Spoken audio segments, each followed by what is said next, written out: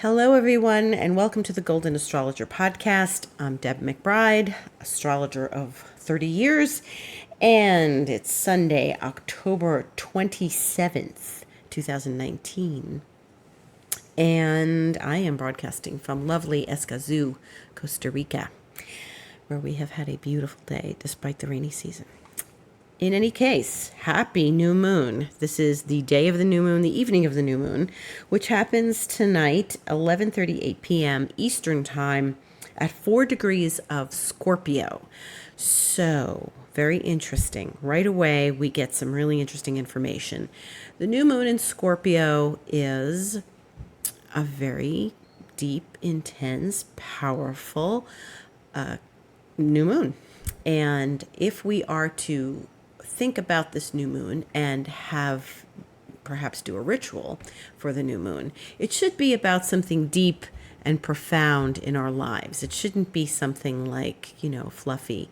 It should be where we've examined and we've thought it out and we've processed a bit, and we are doing a ritual to encourage and enhance our power in our life and our magic in our life and things that are not on the earth yet, because Scorpio is a water sign and it rules the underworld, and there are things that we are trying to conjure up this time of year, and so we need to conjure. This is the day to conjure because it is the day of the new moon.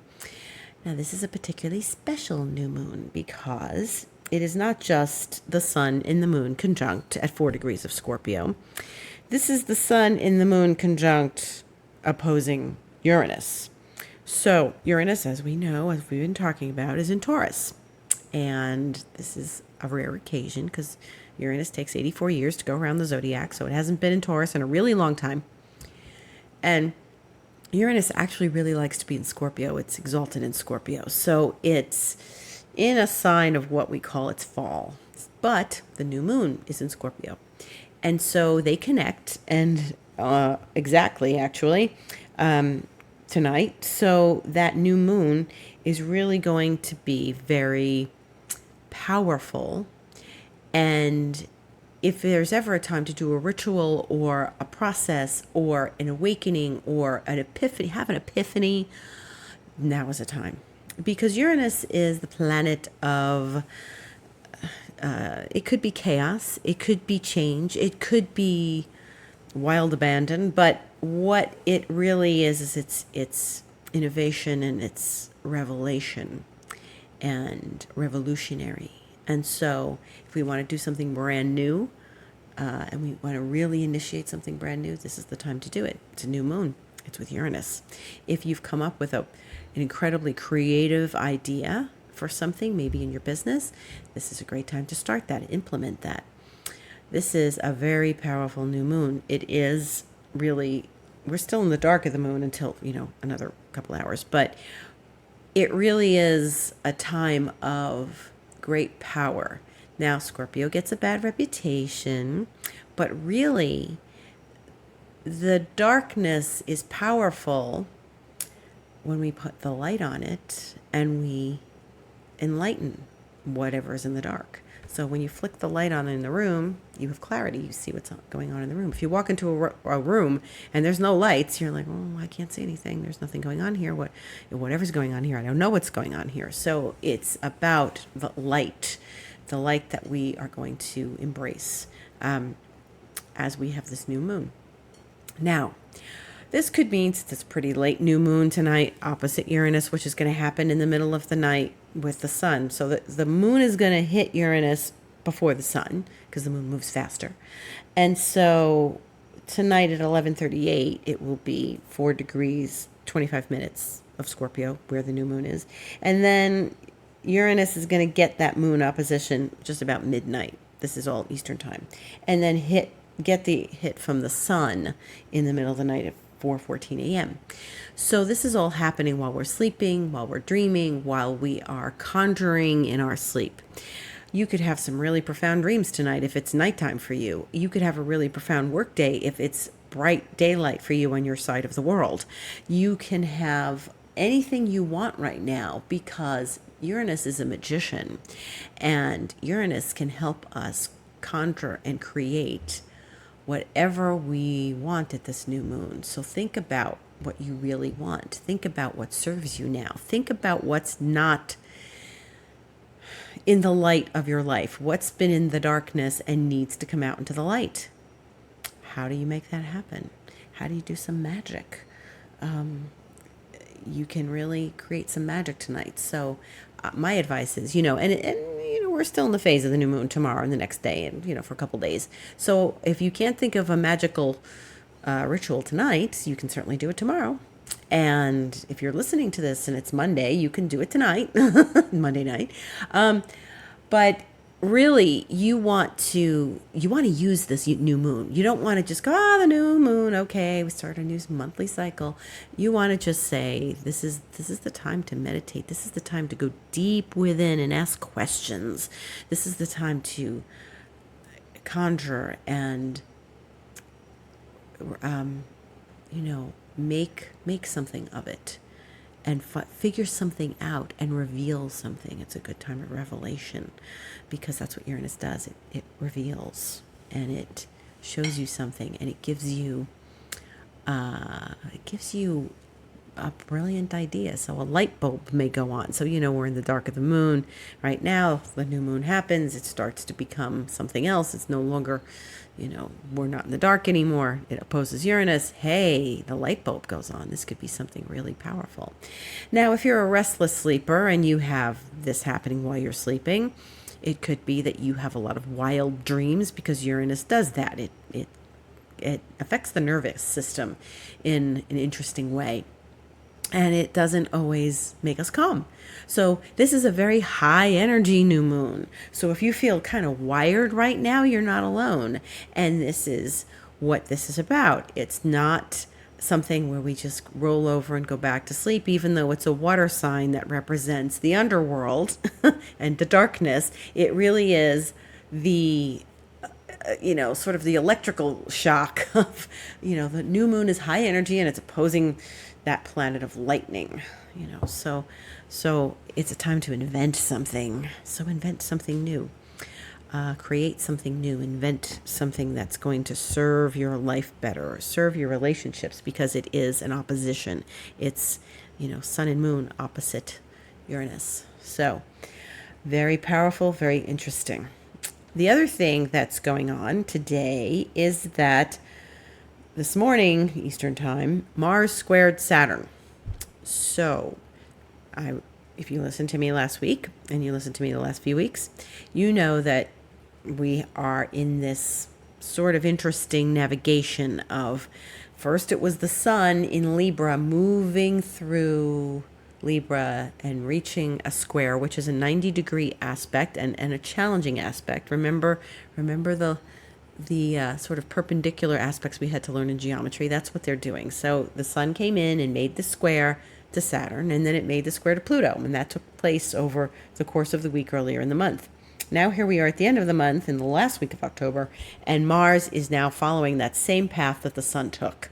And Mars is moved into that square with Saturn, which is in Capricorn, and Mars is in Libra, and Mars is talking to Saturn. So things may have been a little stuck, or feeling a little unwieldy, or just not moving. And if that's the case, or if you've been going up and down a lot, and we'll talk about that tonight too. If you've been going up and down, this is one of those moments when you felt maybe you were going down a little bit. But Mars and Saturn aren't exactly the best companions in that relationship of square. Mars wants action. Mars wants to take action. Right now it's in Libra. Libra's a cardinal sign that does take action. But Libra's polite. Libra is gentle. Mars is a warrior. Mars is saying, you know what? I need a good argument. I need a good argument. I need a good war. A warrior implies that there's a war. If there's a warrior around, they're usually going to war. Warriors don't like to be grounded. They don't want to be polite. They don't want to sit around and, sip tea. They want to go to war. And that's what Libra likes, serenity and having a nice cup of tea on a Sunday afternoon. Mars isn't like that, but it is making this aspect to Saturn, and Saturn is really, the planet that it tends to impede, but we need to plow through any sort of wall Saturn puts up to learn the lesson, to get past our fears and anxieties. And Mars is saying, just blow the doors off the wall and just get through it.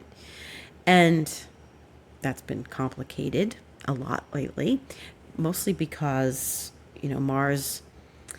Mars wants to do that, but Saturn's with getting close to Pluto. And as I've talked about every week for the last, what feels like a million weeks, Mars is going to come in, slam Saturn, and then slam Pluto. Now, Mars and Pluto are a little more like each other. They are rulers of Scorpio. They're more intense. Mars likes it, duking it out with Pluto. Saturn's a little more, I'm not having this argument. Saturn puts its palm up, the stop sign. No, we're not doing this. And so Mars gets a frustrated energy. And so there's been some frustrated energy this week. If you've had energy and then you felt your energy decline. And what I noticed, and what I have been noticing and speaking to people about, is that, during this whole Saturn Pluto, we are going through these cycles of empowerment and unempowerment, and empowerment and then unempowerment. And what happens is you go up and you're like, yes, I got through the block. I got through the fear. I'm conquering my demons. Yes. And then you hit Saturn again. That's the Pluto part. That's like, yeah, I'm conquering my demons. I'm going within. I'm going into the dark. And then Saturn slows it all down. And then you completely doubt everything that just happened. Is it real? Am I making it up? I thought I was progressing. Thought I was getting so far. And I'm back here again. It feels like I'm back to square one, and I'm exactly where I started from. And this feels like I did this 10 times already in the last month. And I hear that a lot. And it's frustrating. It's irritating. It's aggravating. It gets on your nerves. It's just like, oh, this again? What do you mean? I thought I did this already. I thought we finished this. I thought we conquered this task. And here it is back again, because it's another layer of the task that we're tackling. Pluto helps us break through. Pluto helps us transform it. And we have to find that transformer in us. We can't just keep succumbing to the bummer that we can get to. Like when Mars squares Saturn, it's like, oh, here's that wall again. And I really felt this in the middle of the week. I felt it in the middle of the week, at the end of the week. And it's interesting that it really perfected today, because I really felt like, okay, now we're moving. Now we're getting someplace, as opposed to what it felt like several days ago. And Mars wants to go ahead and do what it wants to do because it's Mars. And Pluto is saying, great, let's plow. Let's make it happen. Let's empower ourselves. And before Mars can get to Pluto, it has to talk to Saturn first and get Saturn's permission. And, Saturn's like, why do you want to go there? What do you want to do there? It's like the parent, what your parents are asking you. Why are you going there? Why do I need to give you the car keys? Where are you going? And we're all going to go have this incredible experience, but we need to get our parents' permission first. Or we have to find a way to conquer what looks like the authority figure that is talking to us, and how we can move through this and conquer our anxieties and empower ourselves. What looks like somebody said no. If somebody says no, I'm say, well, I'm going to work around the no. That's all. That's what we have to do. So this was an exciting day. We've had Mars square Saturn, and we're having the new moon oppose Uranus. And so whatever Mars and Saturn might be showing you, that might be feeling like it's arduous and you're exhausted and you're tired from just beating your head against the wall or beating your pillow with your fist, you can probably break through it later with the new moon to Uranus. So pay attention, see what happens, watch what shifts, watch where the consciousness shifts. Then we move into later in this week, and on Wednesday, the 30th, Mercury which is in Scorpio, conjuncts Venus, which is in Scorpio. And so we get to have conversations about things that are important to us, things that are meaningful, things that we want, love, money, friendship, the things that are helping us in our lives, the good stuff. So Mercury and Venus together are having an interesting conversation. And they're both in Scorpio, and they're at the end of Scorpio. And once we get into Friday, Venus is going to leave Scorpio. But once we, and go into Sagittarius, but once we get to Mercury here, Mercury is slowing down because guess what's happening this week? Mercury's going retrograde on Halloween, the 31st. So when it conjuncts Venus on Wednesday, we can have powerful conversations because Mercury's stopped. Mercury's really stopping on Wednesday, and it's not doing anything on the 30th. It's at this place of 27 degrees Scorpio, and it's moving very, very, very slowly. And it's really hanging out with Venus. And though this conjunction happens at 6:04 p.m., really Mercury goes to 27 tomorrow. Venus is at 24 tomorrow, so Mercury's a little ahead of Venus, but they really are going to meet up. They're really actually conjunct right now, but the potency of the conjunction is Wednesday.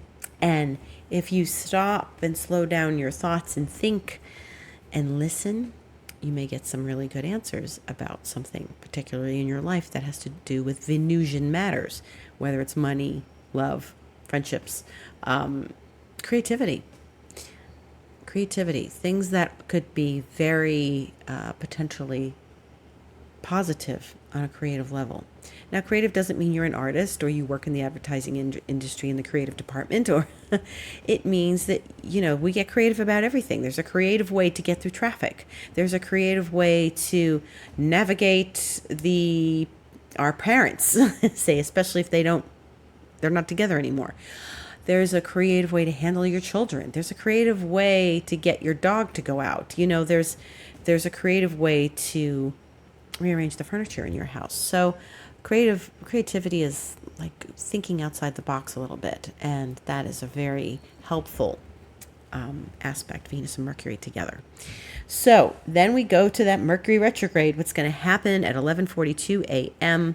Eastern time. Mercury will retrograde at 27 and change of Scorpio, and it's been in Scorpio most of the month. It went into Scorpio on the 3rd of October, and it's been sitting in Scorpio ever since. It's going to be in Scorpio all of November. It will go direct on the 21st of November at 11 degrees of Scorpio.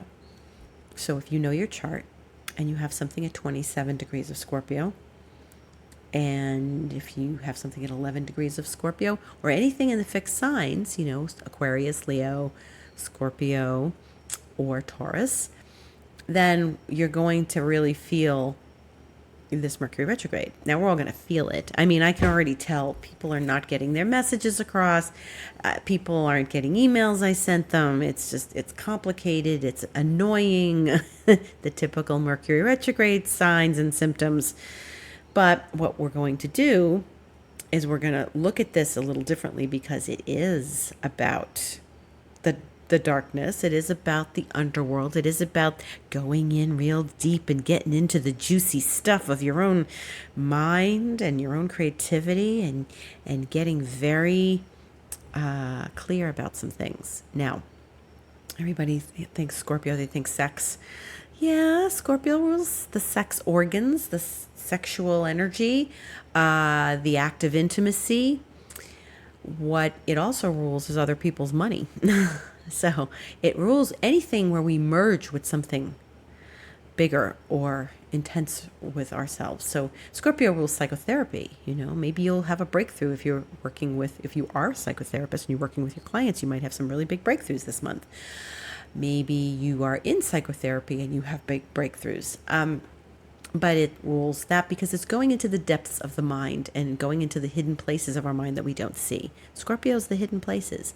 So the hidden places of, your mind, the hidden places of your home, the hidden, wherever Scorpio falls in your chart. And, it's the traditional ruler of the eighth house. So that's, sex, death, other people's money.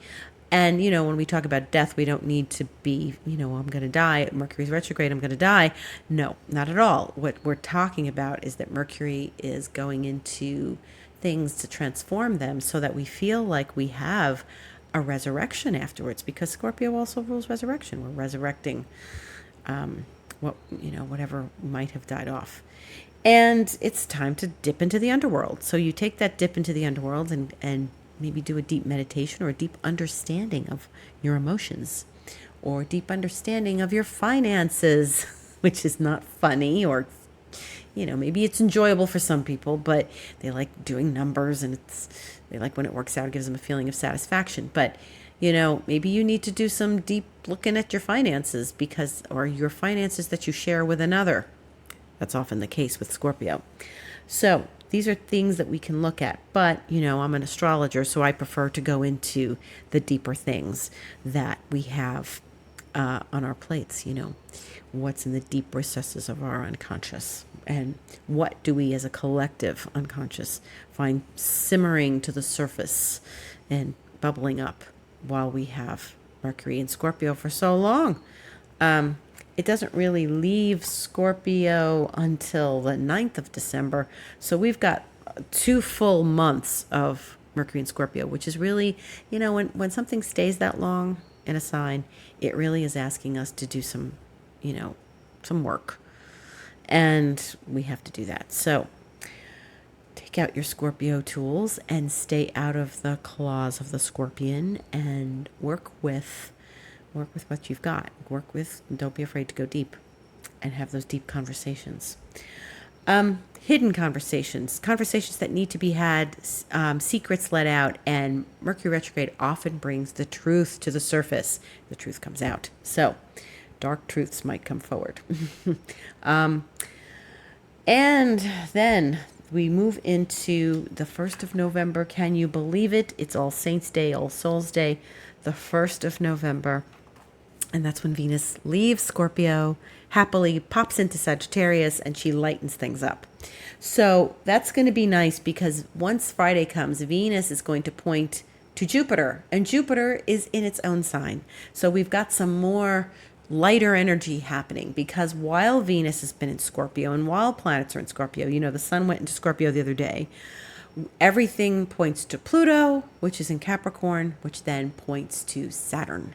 So we all go back to Saturn. Now, if you're handling Saturn very well, great. But Jupiter is in Sagittarius still for a little while yet. And once Friday comes, Venus is going to point to Jupiter. And so, maybe it's a good time to bring in some extra cash.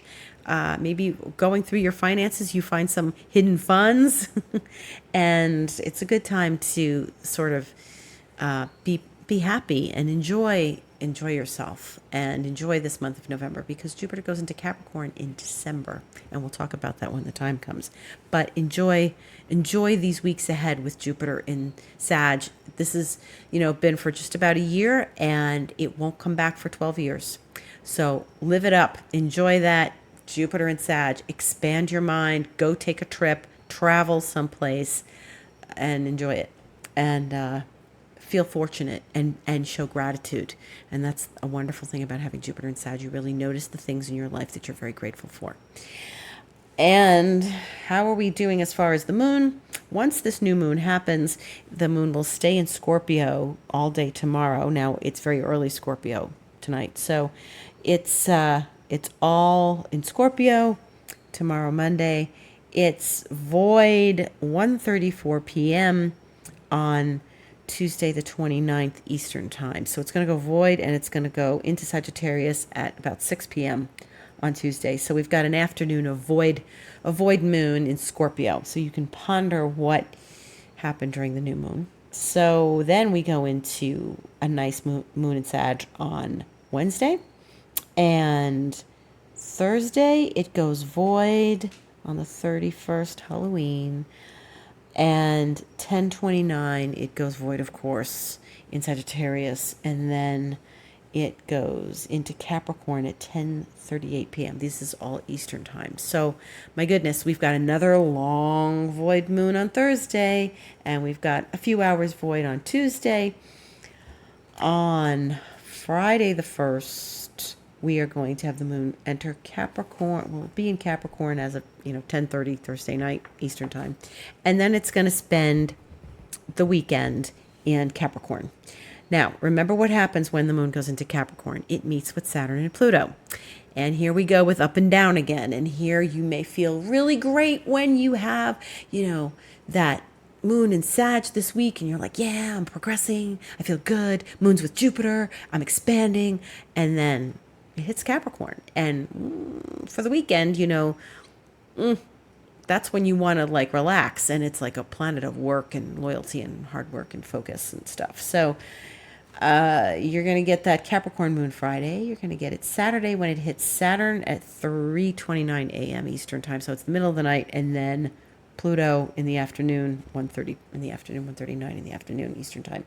And that is really a strong hit because they are once again in occultation. So this is yet another occultation of the moon going to Saturn, going to Pluto. What does that mean? It means that the lights are going out of Saturn and Pluto. You might not feel that transformation. This might be like, things aren't moving. I don't understand. I've been working so hard. What is that? What is it doing? And really, it's just a moment. It's just a blink of the moon turning off the lights on Saturn and Pluto. I did a whole video about this on YouTube. You can go look at it. It talks about the lunar nodes and it talks about the occultations we have. So the one about the lunar nodes on my Golden Astrologer YouTube page, that's the one to look at when you hear about occultations, because these are going to go on for a little while. And then on Sunday the 3rd, we get the moon void in the middle of the night, just for a few hours. When, if you're in Eastern time, you're sleeping. If you're in South Africa, you are awake. But it's 1:46 a.m. to 6:19 a.m. when it goes into Aquarius. So really, the moon's in Aquarius all day on Sunday the 3rd, and then we go into the new week. So that's the story of the week. It's a pretty big week. This Mars-Saturn is important, and pay attention to it. Pay attention to where you're diligent, where you're getting things done in your life, and just pay attention to what happens at this new moon. So here's what your homework is for the week. Pay attention to what revelations come to you at this new moon, or creative ideas or epiphanies or new projects, whatever happens this new moon. Pay attention to what happens when Mercury talks to Venus very slowly and sweetly. Pay attention to Mercury stationing and going retrograde. Pay attention to that. So that's a lot of stuff. And, we've got a week chock full of goodies for our journals this week. So pay attention and rise up, even though we're in this time of the year where the northern hemisphere things die off. This is really, it's always important, because in order for things to grow again, they need to die off so we can shed our skin. And we are all shedding skin right now. So when you have that up and you feel empowered and then you crash, just remember, it's a cycle. It's not going to last forever, and you are going to get through it. You will. I promise. You're going to get through it. It's just, we have to, in order to keep going up and up, we can't just keep going up without, getting some of the obstacles out of the way. And we have to purge those obstacles. And that's really what Saturn and Pluto are helping us do. Remember, it's your mastery. You want to achieve the mastery in your life. I am Deb McBride. This is the Golden Astrologer Podcast. And that's it for this week. You can visit my website, thegoldenastrologer.com, which is where you can book an appointment. You can visit my Instagram page, which is The Golden Astrologer. My Twitter is @DebAstrology. And I give readings, and I give healing sessions I have a holographic scaling system. If you want more information about that, you can write to me at info@thegoldenastrologer.com or read about it on my website. My blog is there, Astrologer's Thoughts, And there's lots going on there. So visit and write to me. And I wish you a lovely week, a happy Halloween, a beautiful new moon, and pay attention and listen quietly. Thank you for listening. Bye-bye.